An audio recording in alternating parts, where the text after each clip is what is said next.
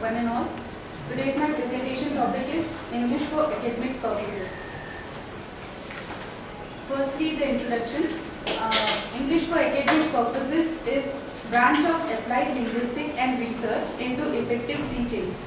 Method of analysis of the academic language need to student. Analysis of the linguistic and discourse structure of academic texts. Its background. This term was formed in 1972. British organization CELMOUS means Special English Language Materials for Overseas University Students. Students subscribed a move away from an emphasis on the literature and culture of English speakers and towards teaching for practical command of the language. According to Stevens, courses can be specific in 4 ways in discussing English for academic purpose and English for specific purpose. First is by restricting the language taught to only those skills which are required for the learner's immediate purposes. The second is by selecting from the whole language only those items of vocabulary, grammar patterns, linguistic functions, etc. which are required for the learner's immediate purposes. The third is by including only topics, themes and discourse context that are directly relevant to the learner's immediate language needs. And fourth, by addressing only those communicative needs that relate to the learner's immediate purposes. We can differentiate between general English and English for academic purpose. Like general English begins with the language, and English for academic purposes begins with the learners and the situation.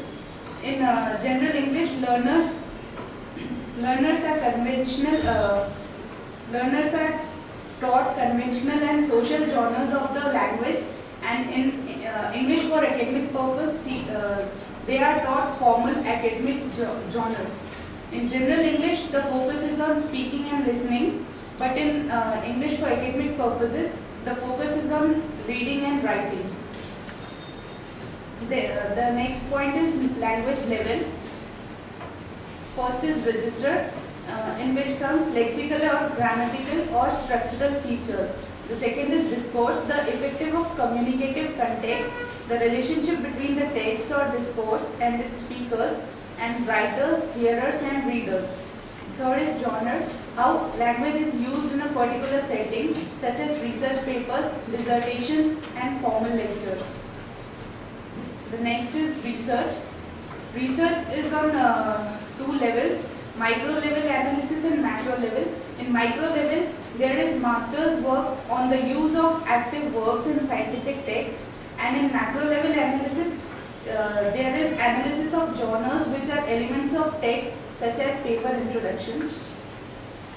In need analysis, fundamental English for academic purposes approach to course design and teaching. It usually consists primarily of study skills, practice, for example, listening to lectures, seminar skill, academic writing, reading and non-taking, etc.